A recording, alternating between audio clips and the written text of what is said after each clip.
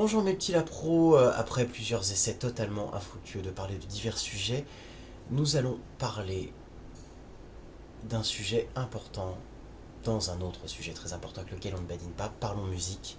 Aujourd'hui, nous allons parler des pulsions musicales. Les pulsions musicales, qu'est-ce que ça? Il existe dans la musique, en matière de composition et d'écriture musicale, ce que l'on nomme des pulsions.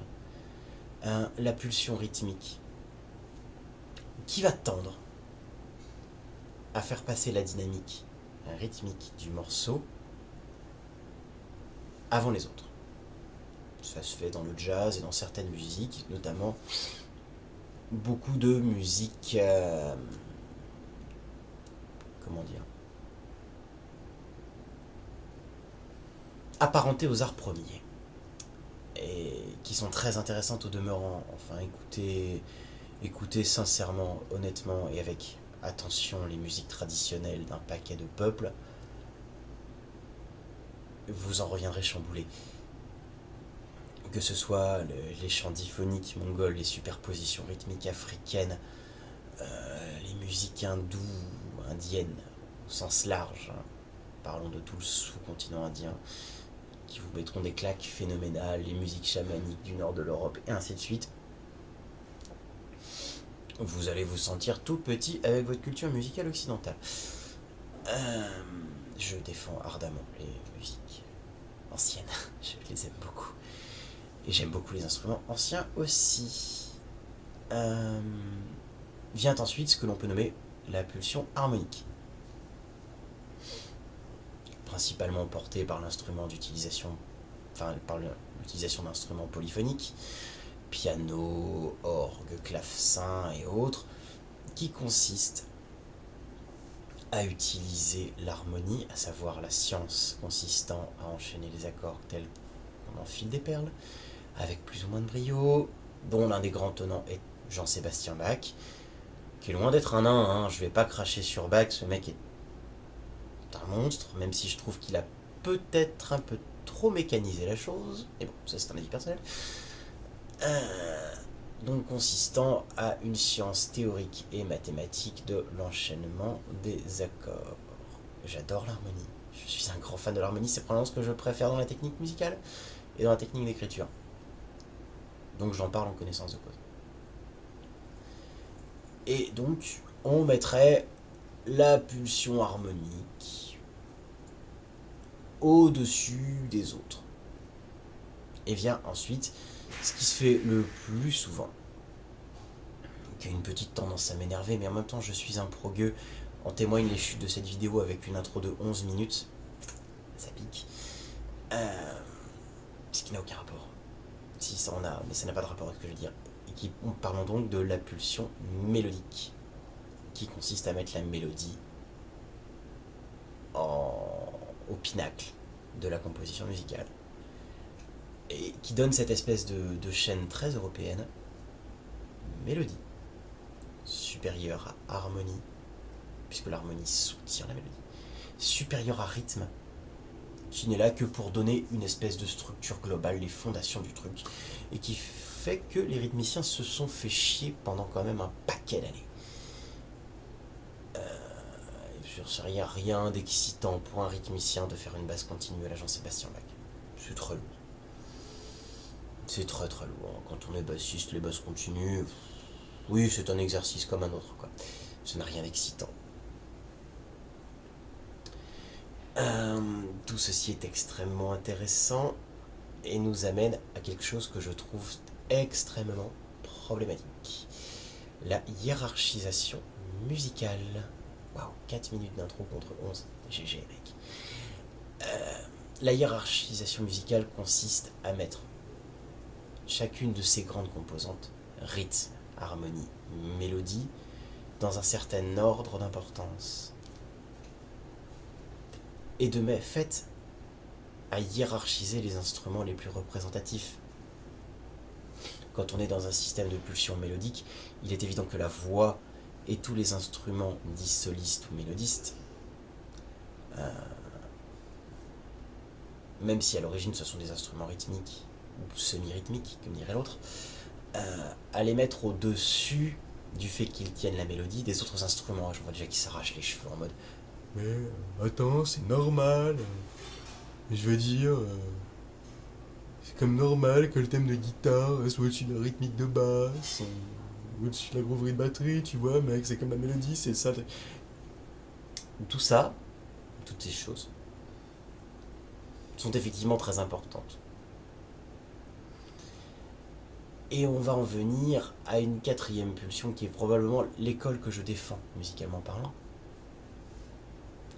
qui est la pulsion évocatrice.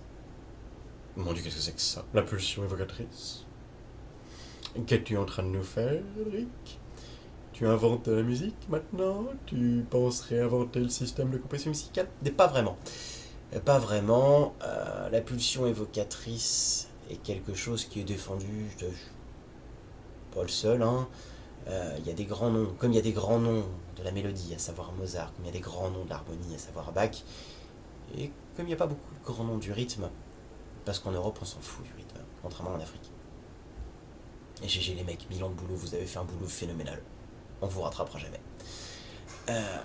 La pulsion évocatrice consiste à se servir de tous ces éléments mélodiques, harmoniques, rythmiques, de façon équivalente pour imposer à l'auditeur la création d'une image mentale lors de l'écoute. Ce qui donne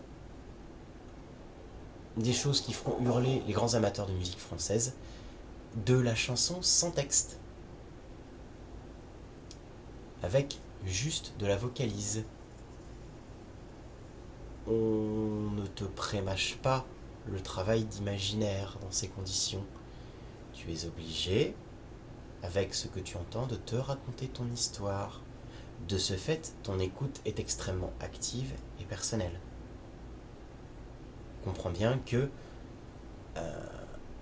si je ne te raconte pas l'histoire que j'avais moi en tête au moment où j'ai composé, c'est aussi parce que je me jette un défi, qui est de te la faire ressentir, plus que de te la raconter. Je te la montre avec quelque chose de non visuel. C'est quasiment ce qu'on appelait au 19e siècle des arts spirites.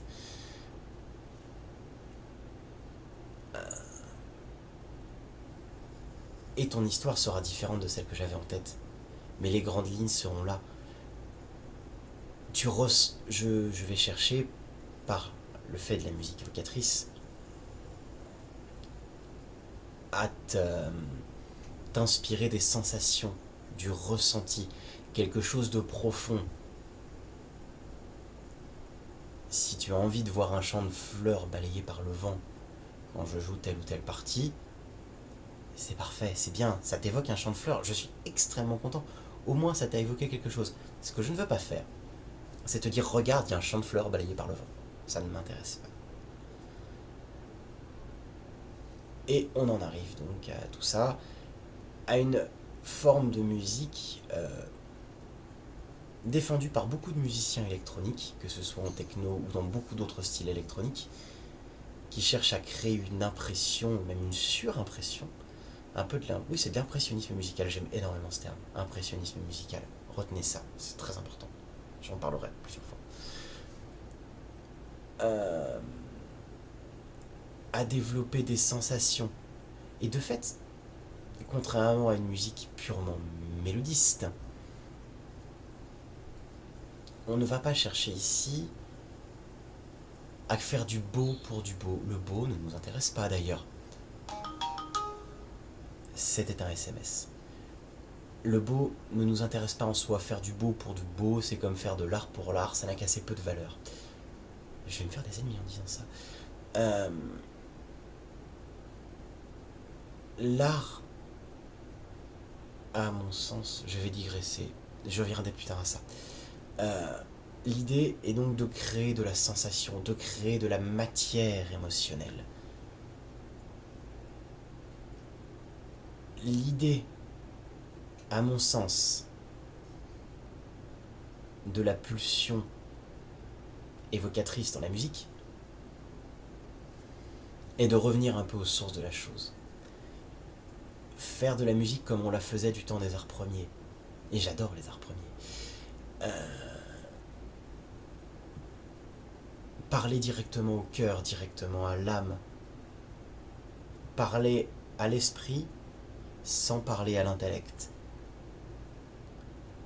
Faire une musique, entre guillemets, extrêmement populaire sans qu'elle soit abétissante. C'est-à-dire ne pas vendre à des gens du pré-mâché, cependant faire une musique qui puisse évoquer et créer des sensations chez tout un chacun, et ce quel que soit son niveau d'éducation. Voilà le but des musiques évocatrices, voilà le but premier de la pulsion évocatrice. Créer quelque chose d'émotionnel. Et en ce sens, on se sert de tous les éléments de façon égale. La pulsion, enfin, l'aspect mélodique, l'aspect harmonique, l'aspect rythmique, et parfois en les faisant se contredire au sein d'un même moment musical. Et on en arrive au final, un peu à la conclusion de ce truc où j'explique vaguement comment dans les grandes lignes faire de la musique. Tout en sachant que, au départ je voulais parler de technique, et arriver à la conclusion que il n'y a pas besoin de technique. Ou très peu. Enfin, il y a besoin de technique, mais il y a pas besoin. Il y a surtout, il faut pas que ça se voit qu'il y a de la technique. Si on voit voir la technique, c'est voir les ficelles, c'est voir les câbles, c'est voir le scotch, c'est voir l'assemblage. C'est bien quand on fait de la restauration d'une statue, c'est pas bien quand on fait une statue. Il est important, lorsque l'on fait quelque chose, de sublimer la technique et de créer une évocation pure qui n'ait pas besoin d'une technique artistique pour être appréciée. Ne pas faire de la musique pour musicien, de la peinture pour peintre et de l'écriture pour écrivain.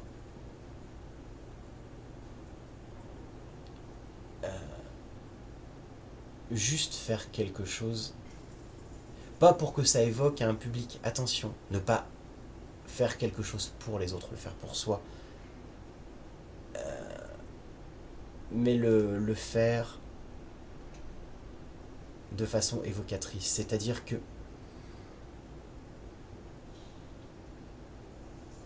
dans l'absolu, une œuvre doit pouvoir provoquer quelque chose chez quelqu'un de n'importe quel milieu que ce soit, qu'il ne la comprenne ou qu'il ne la comprenne pas.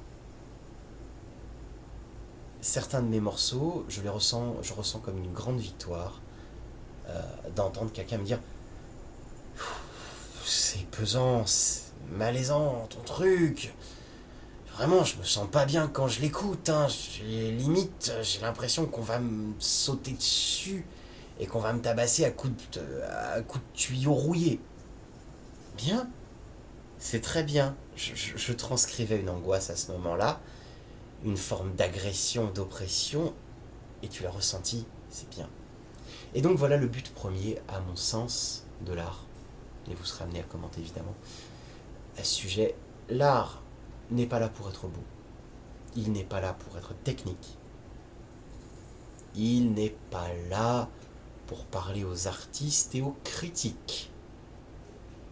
Tous ces gens-là ne comptent pas.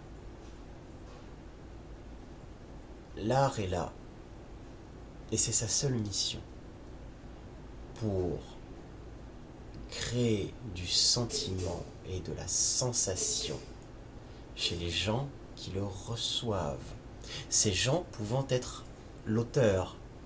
Il est important, ami créateur, lorsque vous regardez à nouveau votre création, qu'elle continue de vous évoquer quelque chose. Et là, elle est réussie. Si vous avez créé quelque chose et qu'en suivant, elle ne vous évoque rien, c'est qu'il y a un problème. Manifeste, évident. Donc voilà, amis artistes, vous n'avez pas besoin de technique. Vous avez juste besoin de provoquer de l'émotion. En ce sens, je vais citer Ratatouille. Oui, je vais citer un dessin animé de Disney, la baffe. Hein. Tout le monde peut cuisiner. La cuisine est un art. Tout est art, d'ailleurs. Tout est art. L'art est présent en toute chose. Et mes amis, tout le monde peut être un artiste. En ce sens que s'il est évident qu'il n'est pas à la portée de tout un chacun d'être un artiste génial, révolutionnaire, novateur, qui va bouger les limites de l'art, de la perception et du ressenti, tout le monde peut créer quelque chose qui soit évocateur et qui provoque de l'émotion et du ressenti dans son auditoire. Et de la même manière, quel que soit ton milieu, quel que soit l'endroit d'où tu viens, ce que tu es, qui tu es, et la façon dont tu te perçois, tu peux être un artiste. Et tu peux même être un grand artiste à une seule et unique condition. La condition, ce qui fait qu'un artiste est réellement grand, c'est de ne pas chercher à l'être. Amis créateurs, soyons honnêtes dans notre démarche. Et ne créons pas pour révolutionner, pour amener quelque chose de nouveau. Si le but est de révolutionner la création, nous allons tous nous planter à jouer à ça. Faisons juste quelque chose d'honnête. Et peut-être cette chose honnête sera révolutionnaire. Mes petits lapros adorés, c'était ma petite réflexion sur la musique principalement et sur l'art en général, et sur la création de façon globale. Soyez gourmands, soyez heureux, soyez honnêtes. Je vous dis à la prochaine fois.